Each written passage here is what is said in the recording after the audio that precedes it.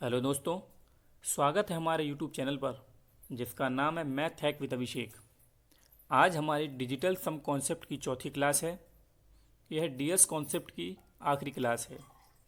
अगर आपको DS concept समझने में कहीं भी कोई समस्या आती है तो कमेंट के माध्यम से हमें ज़रूर बताएं ताकि उस समस्या को हम सॉल्व कर सकें। अगर वीडियो आपको अच्छी लगे तो लाइक करें, शेयर करें और वीडियो पर आप नए हैं तो चैनल को सब्सक्राइब करें। आज डीएस कॉन्सेप्ट को हम लैंग्वेज वाले क्वेश्चन में लगाकर दिखाएंगे।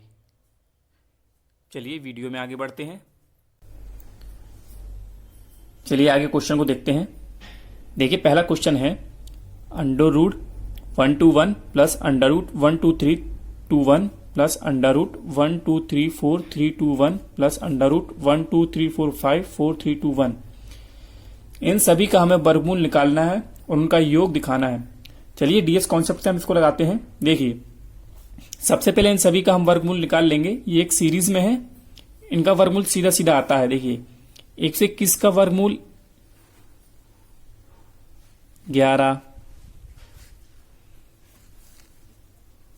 अगले का 111, अगले का और उसके आगे वाले का। अब इन सभी को हम डीएस निकालेंगे। 1 2 3 4 5 6 7 8 9, 1 2 3 4 5, तो डीएस आ गया 5। देखिए एक मेथड ये है और दूसरा मेथड भी देखेंगे। दूसरा मेथड ये कि बिना वर्गमूल निकाले हम डायरेक्ट भी डीएस लगा सकते हैं। देखिए कैसे, 1 2 3 और 1 4, 4 का वर्गमूल 2, 1 2 3 3 6 2 8 और 1 9, 9 का वर्गमूल 3, 3 3 6 4 10 3 13 2 15 1 16 का वर्गमूल 4, 3 3 6 4 10 15 4 19 3 22 2 24 1 25 25 का वर्गमूल 5। देखिए 5 और 4 9 कट गया, कितना बचा 5, तो डीएस आ गया 5। तो जिस ऑप्शन का डीएस 5 आएगा वो हमारा ऑप्शन हो जाएगा। चलिए देखते हैं। देखिए 5 4 9, 3 2 5 और 1 6, तो ये हमारा ऑप्शन नहीं है। देखिए 5 4 9 6 3 9, कितना बचा 3, तो ये भी नहीं है। 4 3 7 2 9, तो ये आ गया 4 और 1 5, तो ये हमारा ऑप्शन आंसर हो जाएगा। अगला भी चेक कर लेंगे। 5 4 9 4 3 7 और 2 9, कितना बचा 1, तो ये भी हमारा नहीं है। तो बी ऑप्शन हमारा राइट आंसर हो जाएगा। इस क्वेश्चन को आप नोट कर लीजिए। आज हम लैंग्वेज वाले सवाल भी देखेंगे।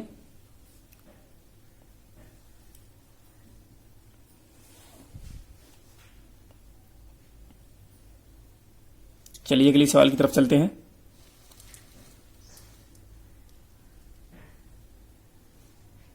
इसके बाद हम लैंग्वेज वाले ही सवाल लगाएंगे। देखिए ये क्वेश्चन में आपको दिख रहा होगा कि इसमें कितनी कैलकुलेशन है। देखिए डीएस कॉन्सेप्ट में इसको कितनी आसानी से करते हैं। चलिए करते हैं। देखिए 7 5 12 और 3 15, तो देखिए 15 में 3 आता है और 3 पे घात कितनी हो जाएगी 3, तो 3 3 होती है 27। तो 3 पे अगर 2 से ज्यादा घात है तो उसका योग हमेशा 9 होता है। देख लीजिए आप, 27 हो गया, 27 का डीएस कितना हो गया 9। और मैंने कहा था कि 9 अगर एक बार आ जाए तो उसको हम क्या मान लेंगे 0। 9 का गुणा 8 में भी करेंगे तो 8 9 72, 72 से फिर 9 हो जाएगा। एक का डीएस 1। देखिए 7 5 12, इसमें भी 3 आ गया, 3 का वर्ग करेंगे 9, तो 9 आ जाएगा। इसको छोड़ सकते हैं लेकिन छोड़ेंगे नहीं क्योंकि हमारे पास यहाँ माइनस में संख्या है, इसलिए हमें कुछ ना कुछ यहाँ लिखना पड़ेगा। 7 5 12, 12 का डीएस हो गया 3, 3 का वर्ग करेंगे तो 9 हो जाएगा। माइनस 6 5 11 यानी 2 डीएस हो गया। ऊपर आया 1, नीचे आया 7। मैंने बताया था अगर नीचे 7 आ जाए, नीचे अगर 7 आ जाए तो हमें क्या करना है, हमें ऊपर नीचे 4 से मल्टीप्लाई करना है। तो देखिए नीचे तो 1 बन जाएगा, 7 चौका 28, 28 का हो जाएगा 10, 10 का 1, नीचे तो 1 बन गया, ऊपर कितना बचा 4। तो जिस ऑप्शन का आंसर डीएस 4 आएगा वो हमारा आंसर हो जाएगा। देखिए 4 किसका है, 7 2 9, ये तो है नहीं। 7 4 11 5 16 7, तो ये भी नहीं है। 8 5 13 यानी ये देखिए 5 है तो ऊपर 2 आ जाएगा। पहली बात तो 9 है तो ये 0 है।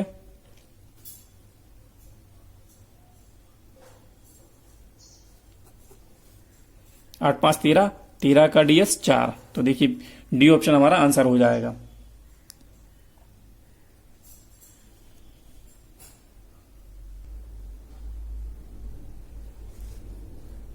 चलिए क्वेश्चन को नोट कर लीजिए, फिर चलते हैं अगले क्वेश्चन की तरफ।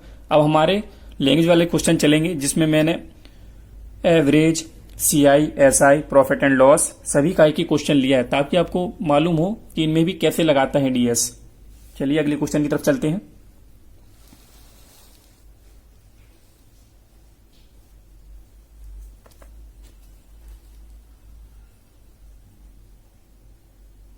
देखिए ये हमारा अगला क्वेश्चन है।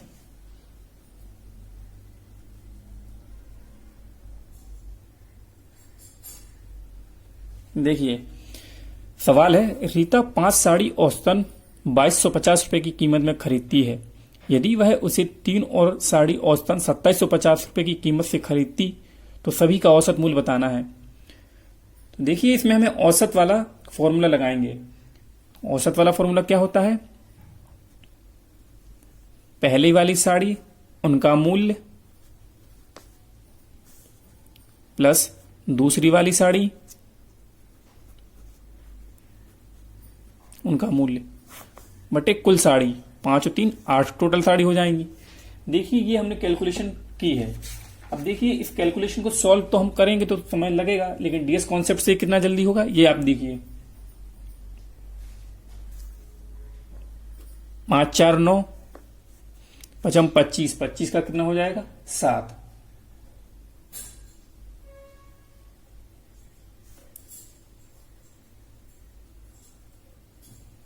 एक मिस्टेक हो गया, यहां 50 था। देखिए 5 4 तो हो गया, कितना जब 5 ये 9 हो गया। तो देखिए 9 होने पर मैंने क्या कहा था, मल्टीप्लाई करने पर हमेशा डीएस 9 हो जाता है, तो उसको हम 0 मान लेंगे। तो ये तो 0 हो गया। क्या बचा 5 3 15, 15 का मल्टी 5 3 15, 15 का डीएस हो जाएगा 6। नीचे है 8, 8 है तो मैंने बताया था कि अगर नीचे 8 है तो ऊपर नीचे हम 8 से मल्टीप्लाई कर देंगे। 8 छंग 48, 48 का डीएस कितना हो जाएगा? 48 का डीएस हो जाएगा 8 4 12, यानी कि 3 डीएस हो जाएगा। अब देखिए जिस ऑप्शन में डीएस 3 आएगा वो हमारा ऑप्शन हो जाएगा। देखिए 5 2 7 तो ये तो है नहीं, 5 4 9 तो ये भी नहीं है। ये देखिए 5 2 7 2 9 6 तो ये भी नहीं है। ये देखिए 4 3 7 2 9 7 5 12, यानी कि 3। ये हमारा ऑप्शन आंसर हो जाएगा। तो देखिए लैंग्वेज वाले क्वेश्चन में भी हम डीएस ऐसे लगा सकते हैं, थोड़ी कैलकुलेशन लिख के और डीएस लगा के, ज्यादा कैलकुलेशन नहीं करना है, बस ऑप्शन से वेरीफाई कर लेना है। चलिए इस क्वेश्चन का सॉल्यूशन उतार लीजिए, चलते हैं अगले क्वेश्चन की तरफ।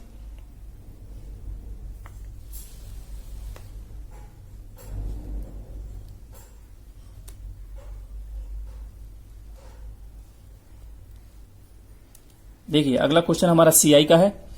10% वार्षिक दर से चक्रवृद्धि ब्याज से 3 साल की मिलने वाली राशि इतनी है, तो मूलधन बताइए। देखिए हमें मूलधन बताना है, राशि हमें दी गई है। तो फॉर्मूला होता है सीआई का A बराबर P 1 + R/100 की पावर n। ये आप सभी ने पढ़ा है को फॉर्मूला। देखिए अब इसमें हम अप्लाई करेंगे। राशि इतनी हो जाती तो ये A की वैल्यू है, मूलधन हमें निकालना है, वही पूछा गया है। R की वैल्यू हमें 10 दी है,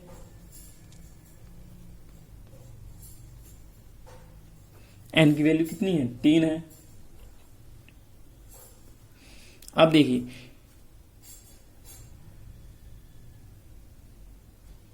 इसको हम सॉल्व करेंगे तो टाइम लगेगा, डीएस लगाएंगे। देखिए अब इसमें हम डीएस लगाते हैं।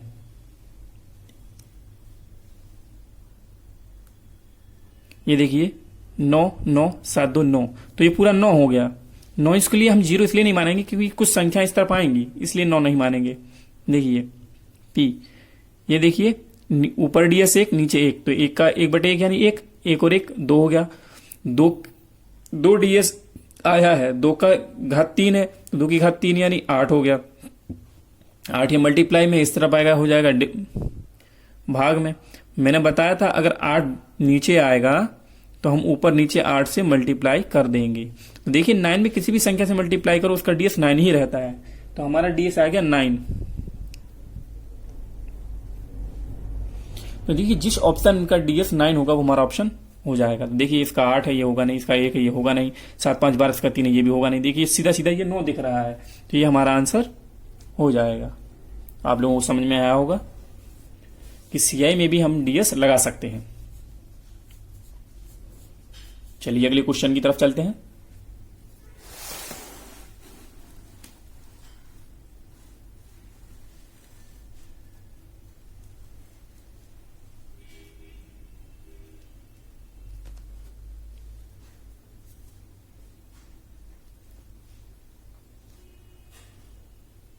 देखिए अगला क्वेश्चन है, यदि वार्षिक साधारण ब्याज की दर 11% से बढ़कर 17.5% हो जाती है तो किसी व्यक्ति की वार्षिक आय 1071.20 रुपए बढ़ जाती है। निवेशित मूल राशि क्या है? हमें मूलधन निकालना है। तो देखिए हम कैसे करेंगे। देखिए दर कितनी बढ़ रही है, 11% से 17.5%, कितना बढ़ गया? 6.5%। और वैल्यू कितनी बढ़ रही है इसकी, आय में कितनी वृद्धि हुई है? 1071 की। तो देखिए 6% की वैल्यू का मान दिया है, 6% वैल्यू का मान दिया, तो हमें कितनी वैल्यू का मान निकालना है? 100%। जो हमारा मूलधन है वो 100% होता है। तो हम कैसे निकालेंगे वो आप सभी जानते ही हैं। मैं आपको केवल डीएस लगाना सिखा रहा हूं, यहां क्वेश्चन नहीं करवा रहा हूं, क्योंकि क्वेश्चन तो आप सभी कर ही लेते हैं। देखिए ये है, ये कैलकुलेशन आई है। अब वो जानते हैं आप कैसे आई होगी। 6.5 का मान ये इतना है तो 100% का मान कितना होगा? तो क्या होता है, ये संख्या बटे में आ जाती है, ये मल्टीप्लाई में आ जाती है। देखिए मल्टीप्लाई में आ गई, 6.5 को हमने भिन्न को सही को भिन्न में बदल लिया तो 13 नीचे आ जाएगा, 2 पर पहुंच गया। अब देखिए इसमें हम डीएस लगाएंगे, ये देख लीजिए अगर आपको समझ में ना आया हो तो। देखिए 7 2 9 बचा 2, 2 1 2, 2 दूनी 4 एकम 4, क्या बचा? 4। नीचे कितना आ गया? 3 और 1 4। तो देखिए नीचे 4 है, तो मैंने ऊपर पहले आपको ही बताया था कि 7 से ऊपर नीचे हम मल्टीप्लाई करेंगे। तो देखिए 7 से मल्टीप्लाई करने पर नीचे 1 आ जाएगा, ऊपर भी 1 आ जाएगा, तो डीएस आ जाएगा हमारा 1। तो देखिए जिस ऑप्शन का डीएस 1 होगा वो हमारा ऑप्शन हो जाएगा। देखिए 7 2 9, तो ये तो ऑप्शन है नहीं। 7 2 9, तो 6 ये भी है नहीं। 9 ये 4, तो ये भी नहीं है। देखिए 9 6 4 10 यानी 1, तो ये हमारा ऑप्शन हो जाएगा। तो देखिए इस सवाल में भी हमने डीएस लगाया है, जो कि सीआई एसआई का सवाल है। अगला सवाल भी हमारा सीआई का है। चलिए अगली क्वेश्चन की तरफ चलते हैं।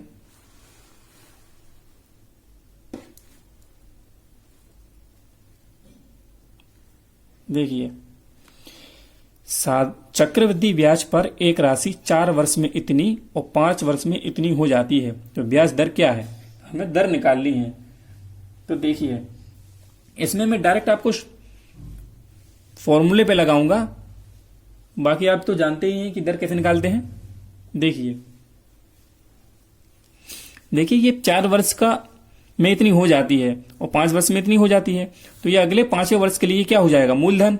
ये हो जाएगा इसका मिश्र धन। तब देखिए आर बराबर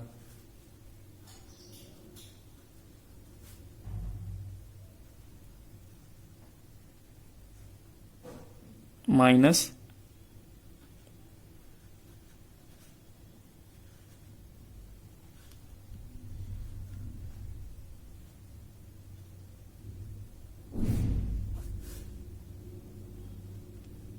$100 into 5 upon 7 5 6 2 into 5।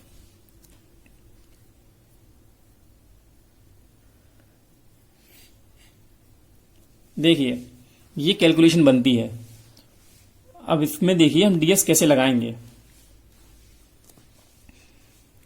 देखिए नीचे कितना बना है, नीचे मैंने बताया 3 6 9 नहीं बनना चाहिए, तो पहले हम चेक कर लेंगे कहीं 3 6 9 तो नहीं बन रहा है। तो देखिए 7 2 9 6 5 11, 11 यानी 2 2 है, तो मैंने आपको बताया था कि 5 से हम ऊपर नीचे मल्टीप्लाई कर देंगे, इसलिए ये 5 लिखा है। 6 5 11 यानी 2 2 आया, तो एक बनाने के लिए हमने क्या किया, 5 से नीचे मल्टीप्लाई कर दिया, 5 से ऊपर मल्टीप्लाई कर दिया। अब देखिए नीचे तो बन गया 1, अब हम ऊपर चलेंगे,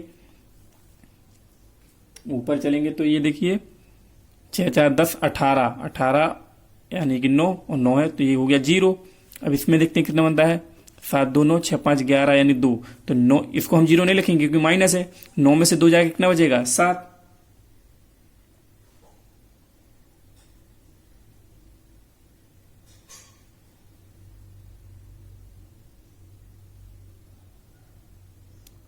एक मिनट, मैंने आपको थोड़ा गलत बता दिया। ये देखिए दशमलव में भी संख्या है, ये 9 नहीं होगा, 4 और 4 8 हो जाएगा, तो 8 में से 2 जाएंगे कितना बचेगा, 6, और 5 ऊपर है ही, नीचे 1 है, 6 पंचे 30 यानी 3 डीएस हो गया। देखिए इसका मैं आपको फिर से बता देता हूं। चक्रवृद्धि ब्याज में हम 1 वर्ष का जब निकालते हैं, दर निकालते हैं, तो उसका फॉर्मूला आपको आता होगा, इसलिए मैं आपको ज्यादा डिटेल में नहीं बता रहा हूं। देखिए अब केवल कैलकुलेशन बताना चाहता हूं, आप कैलकुलेशन पर ध्यान दीजिए। ये अभी आपको ये ध्यान नहीं देना ये 5 कहां से आया है, केवल नीचे इतना ही दिया है। अब देखिए 7 2 9 6 5 11 यानी 2, नीचे डीएस 2 आया है। मैंने आपको बताया था अगर नीचे डीएस 2 आ जाए तो अंश और हर में दोनों में 5 से हम गुणा कर देते हैं। तो देखिए इसमें भी हमने 5 से गुणा किया है और ऊपर इसमें भी 5 से गुणा किया है। अब हम नीचे तो 1 बन गया, अब ऊपर का डीएस निकालेंगे। 9 6 4 10 18, तो 9 ये भी कट गए, कितना बचा, 4 और 4 8 डीएस आ गया। इसका आ गया 8। 7 2 9 6 5 11 यानी 2, 8 में से 2 गया कितना बचा, 6। इसका 1 है, 5 एकम 5 आ गया, 5 छक्के 30, 30 का 3 डीएस हो गया। अब देखिए जिस ऑप्शन का आंसर 3 डीएस निकलेगा वो हमारा आंसर हो जाएगा। ये तो है नहीं, ये 8 है, ये 2 है, ये 6 है, 2 और 1 3 ये है, तो ये ऑप्शन हमारा आंसर हो जाएगा। तो देखिए हमें ज्यादा कैलकुलेशन नहीं करनी पड़ी और हमारा आंसर आ गया। चलिए नोट कर लीजिए। चलते हैं अगले क्वेश्चन की तरफ, जो कि हमारा प्रॉफिट एंड लॉस का सवाल है। देखिए ए ने एक वस्तु को 10% लाभ पर ए ने एक वस्तु बी को 10% लाभ पर, बी ने सी को 7.5% लाभ पर और सी ने उसे 25% हानि पर बेचा। तो ए ने 3200 रुपये में खरीदा था, तो सी को प्राप्त मूल्य ज्ञात करना है हमें। तो देखिए ये तो सिंपल कैलकुलेशन वाला सवाल है, लेकिन इसमें हम ज्यादा कैलकुलेशन नहीं करके डीएस से उस कैलकुलेशन को और छोटा कर सकते हैं। देखिए कैसे, ए ने 3200 में खरीदा था, ए ने बेचा कितने में, 10% लाभ पे यानी 110 पे, 110/100, और बी ने कितने पे बेचा, 7.5 पे, तो 107.5/100, और सी ने कितने में बेचा, 25% हानि पे यानी कि 75/100 पर बेचा उसने। अब ये बेचने के बाद ही तो सी को कुछ मूल्य प्राप्त होगा, तो वही मूल्य हमें बताना है। अब देखिए इसमें डीएस कैसे लगाएंगे। देखिए नीचे तो सबका डीएस 1 है, तो उससे में कोई फर्क नहीं पड़ेगा। ऊपर का डीएस निकालेंगे, 3 2 5, 1 और 1 2, 5 दूनी 10 यानी 1 हो गया, इसको छोड़ दो। 8 5 7 5 12 और 1 13, 13 यानी 4, 7 5 12 यानी 3, 4 3 12, 12 यानी 3। डीएस कितना आ गया हमारा, 3 आ गया। आपको समझ में आया होगा डीएस मैंने कैसे निकाला, फिर से देख लीजिए। 3 2 5, 2 1 और 1 2, 5 दूनी 10, 10 का डीएस 1, ये 1 हो गया, तो इसको छोड़ देंगे। 7 और 1 8, 8 5 13, 13 का डीएस 4 हो गया, इसका डीएस हो गया 4। इसका देखेंगे 7 5 12, 12 का डीएस 3, ये 4 ये 3, तो 4 3 12, 12 का डीएस फिर 3, तो ये टोटल हमारा आ गया 3 डीएस। अब देखेंगे ऑप्शन में जिस आंसर का ऑप्शन 3 होगा वो हमारा आंसर हो जाएगा। देखिए कैसे, 8 हो तो 10, 10 का डीएस 1, तो ये हम ऑप्शन नहीं है।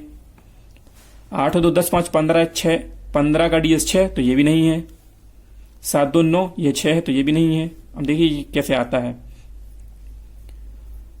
8 और 3 11 और 8 19 और 2 21, 21 का डीएस 3, तो ये हमारा ऑप्शन हो जाएगा। समझ गए होंगे आप। चलिए इसको नोट कर लें, फिर चलते हैं अगले क्वेश्चन की तरफ।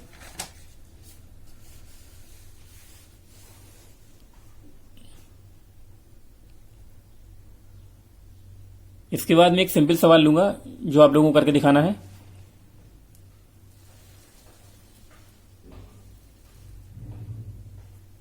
देखिए ये सवाल है, 121% का मान है 11,616, तो आपको 100% का मान बताना है।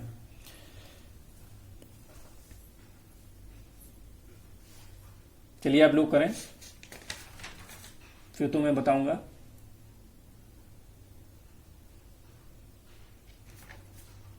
चलिए देखिए करते हैं। 100% की वैल्यू निकालेंगे हम लोग, तो कैसे निकालेंगे? 11616। देखिए 121% का मान इतना 100 का निकालना है, तो जिसका मान दिया होता है वो नीचे आ जाता है, जिसका निकालना होता है वो मल्टीप्लाई में हो जाता है।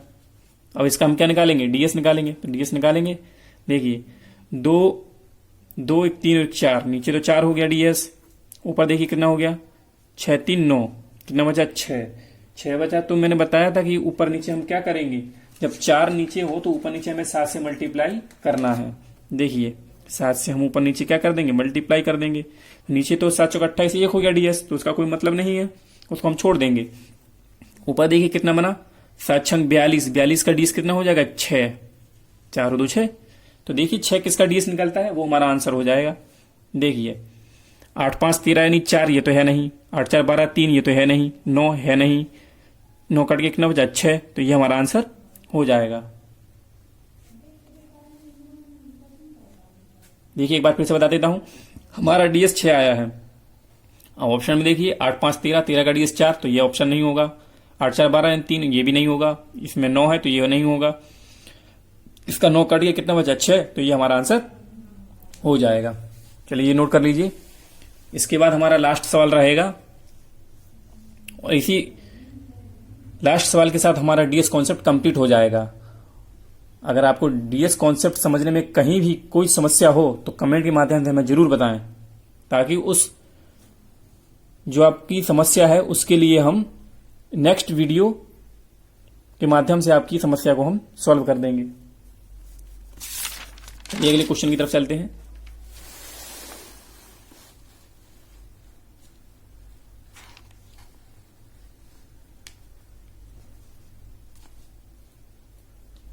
देखिए अगला क्वेश्चन है, आर का वेतन एम के वेतन से 40% कम है और दीपक का वेतन आर से 80% अधिक है। यदि दीपक का वेतन 34,560 रुपए है तो एम का वेतन क्या है? देखिए इसको हम डीएस से कैसे करेंगे। देखिए पहले तो हम मानेंगे ये आर है, ये एम है और ये दीपक है। पहले जो हमें दिया है उसके हिसाब से इनके हम मान निकालेंगे। तो देखिए आर का वेतन एम के वेतन से 40% कम है, तो एम का वेतन 100% मान लें, तो इसका 40% कम है, तो इसका कितना हो गया 60। और दीपक का वेतन आर से 80% अधिक है, तो आर का 80% कितना हुआ 8 छंग 48, 48 अधिक है तो 60 तो है ही, 48 और अधिक, तो कितना हो गया टोटल 108। हमें निकालना किसका है? एम का। एम का निकालना है। अब देखिए हमें क्या दिया है, दीपक का वेतन दिया है। दीपक का वेतन कितना है हमने निकाला, जो 108 है, लेकिन वो तो कह रहे हैं कि 34,560 है। चलिए ठीक है, तब हमें निकालना है एम का वेतन। तो एम का वेतन कितना है 100%, तो हमें 100 का मान निकालना है। तो 100 का मान अभी हमने ऊपर निकाल के आपको दिखाया था कैसे निकाला जाता है। चलिए एक बार और देख लीजिए। जिसका निकालना है वो मल्टीप्लाई में, और जिसका दिया है वो नीचे आ जाएगा। तो देखिए मैंने आपको, अब हम चेक करेंगे। देखिए इसके हर में सीधा सीधा दिख रहा है कि 9 बन रहा है, तो मैंने आपको बताया था अगर 9 बने तो सबसे पहले हमें 9 से डिवाइड करना पड़ेगा। देखिए डिवाइड करेंगे हम, 9 एकम 9, 9 दूनी 18। अब इसको भी 9 से मल्टीप्लाई डिवाइड करेंगे, 9 तिया 27, बचा कितना 7, 75 हो गया, 9 8 72, 3 9 चौको 36। देखिए नीचे अभी भी 3 बन रहा है, 3 भी नहीं बनना चाहिए, तो 3 से फिर डिवाइड करेंगे। 3 1 3 दूनी 6, 2 3 8 24, 3 चौको 12। तो देखिए नीचे 4 आ गया। अब हम डीएस लगा सकते हैं। देखिए ऊपर कितना है, ये कट गया। देखिए ऊपर कितना डीएस आ गया, 2 एकम 2। मैंने बताया था अगर नीचे 4 आ जाए तो ऊपर क्या करना है, 7 से मल्टीप्लाई। तो 7 दूनी 14 और 14 का डीएस 5। तो जिस ऑप्शन का आंसर 5 होगा वो हमारा आंसर हो जाएगा। चलिए देखते हैं। देखिए इसका 6 2 8 है तो ये नहीं होगा। 8 2 10, इसका 1 है तो ये भी नहीं होगा। 4 2 6 तो ये भी नहीं होगा। 3 2 5, तो देखिए 5 से हमारा डीएस भी 5 है और ये भी 5 है, तो ये मल्टीप्लाई हो जाए। 3 2 5, तो ये भी यही आंसर हमारा हो जाएगा। देखिए एक बार और समझ लीजिए। आर का वेतन एम के वेतन से 40% कम है, तो हमने एम का वेतन मान लिया 100% है। इसका 40% कम है तो इसका हो जाएगा 60%। और दीपक का वेतन आर के वेतन से 80% अधिक है, तो आर का वेतन 60 है, इसका 80% कितना हो जाएगा, 8 छंग 48। तो 60 तो है ही, 48 अधिक है तो कितना हो गया, 108। लेकिन हमने निकाला दीपक का वेतन आया 108%, उन्होंने दिया है 34,560, तो 8% का मान कितना हो गया, 34,560। हमें निकालना है एम का वेतन जो कि है 100%, तो 100 का मान निकालेंगे। तो अभी इस प्रकार का सवाल हमने ऊपर किया था, सेम वैसा ही सवाल है। देखिए ये नीचे आ गया, ये मल्टीप्लाई में आ गया। तो देखिए नीचे 9 बन रहा था, इसलिए मैंने इसे 9 से डिवाइड किया। 9 एकम 9, 9 दूनी 18, तो 9 को इससे भी डिवाइड किया।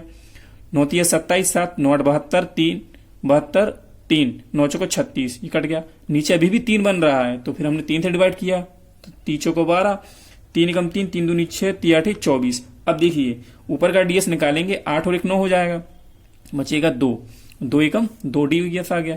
नीचे 4 है तो मैंने आपको बताया था अगर नीचे 4 हो तो ऊपर हमें 7 से मल्टीप्लाई करेंगे। देखिए 7 से मल्टीप्लाई किया, 7 दूनी 14, 14 का डीएस कितना हो गया, 5। तो हम ऑप्शन से वेरीफाई करेंगे, जिस ऑप्शन का आंसर 5 आएगा वो हमारा आंसर हो जाएगा। तो देखिए 6 2 8, तो ये है नहीं। 8 2 10, ये भी नहीं है। 4 2 6, ये भी नहीं है। 3 2 5, तो देखिए ये भी 5 है और ये भी 5 है, तो ए ऑप्शन हमारा आंसर हो जाएगा। देखिए डीएस कॉन्सेप्ट जितना अच्छा तरीके से हो सकता था मैंने उतने अच्छे तरीके से आपको समझाया है। अगर आपको कहीं भी कोई समस्या आती है तो कमेंट जरूर करें, वीडियो अच्छी लगे तो लाइक करें और चैनल पर नए हो तो सब्सक्राइब करें। डीएस कॉन्सेप्ट का केवल एक नोट पॉइंट बचा है, वो भी आप नोट कर लें, उसके बाद मैं आप क्लास खत्म करूंगा। ये देखिए डीएस वहां नहीं लगेगा जहां जिसके चारों ऑप्शन का डीएस एक सा हो, या डीएस वहां नहीं लगेगा जिसके चारों ऑप्शन एक से अंक से बने हों। देखिए नोट कर लीजिए, जब चारों ऑप्शन एक जैसे अंक से बने हों तब भी डीएस नहीं लगेगा। ये चारों का डीएस एक समान हो तब भी नहीं लगेगा। देखिए कैसे, 1 2 3 4 5 6, 1 2 3 4 5 6, 1 2 3 4 5 6, 1 2 3 4 5 6। तो देखिए सबका डीएस एक सा है। देखिए कितना है, 5 4 9, 6 3 9, 2 1 3। इसका डीएस 3 है, इसका डीएस 3 है, इसका डीएस 3 है और इसका डीएस 3 है। 5 4 9, 6 3 9, 2 1 3। तो देखिए सभी का डीएस 3 है। तो ऐसे सवालों में जहां डीएस चारों ऑप्शन का एक समान बनेगा वहां डीएस नहीं लगेगा, और वहां भी नहीं लगेगा जहां चारों ऑप्शन एक से अंक से बने हों। ये पॉइंट आपको नोट करना है, बहुत ही जरूरी पॉइंट है। इसको देखे बिना अगर आप डीएस लगाएंगे तो आपका समय नष्ट होगा, इसलिए आपको पहले ही चेक कर लेना है कि डीएस कहीं से भी चारों का एक साथ तो नहीं है। चलिए ठीक है, पॉइंट नोट कीजिए। आज की वीडियो में यही खत्म करता हूं और डीएस कॉन्सेप्ट आपका कंप्लीट हो चुका है। धन्यवाद।